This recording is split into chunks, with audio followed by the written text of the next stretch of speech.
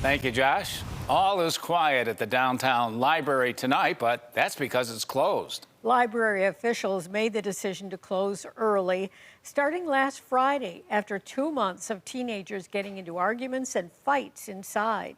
News 4's Patrick Ryan is outside the Central Library tonight where they're working on a solution. Patrick?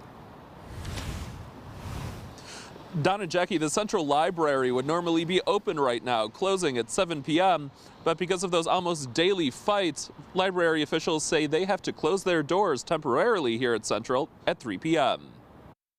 When it grew beyond our ability to manage it in a way that we felt allowed people to feel welcome, that's why we did what we did. For 2 months, almost daily physical and verbal fights have broke out at downtown Buffalo's Central Library.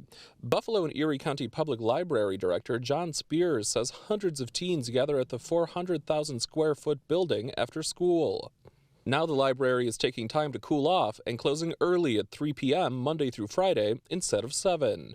A lot of it was verbal. There were verbal altercations, there were physical altercations.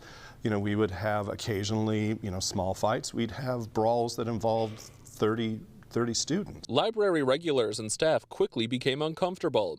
The library employs security in addition to 2 assigned Erie County Sheriff's deputies. Ultimately, Spears decided it was best to reduce hours. He says that reduction is temporary as a plan forward is created. The library belongs to the entire community. It doesn't belong to just one group of people. It doesn't belong to just one age group. It belongs to everyone. The library is hammering out a contract with the Western New York Peacemakers to be on site at Central, making connections with teens at the library.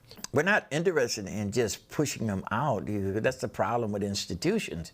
They always want to do a knee-jerk punitive response to the things that our youth are doing. No, we want to engage them and bring them in, and just in terms as mentors. Pastor Giles says Peacemakers had a successful presence at the library more than a decade ago when Central was facing similar issues. Because they must be occupied in some kind of way, and we want to occupy them in a very constructive way.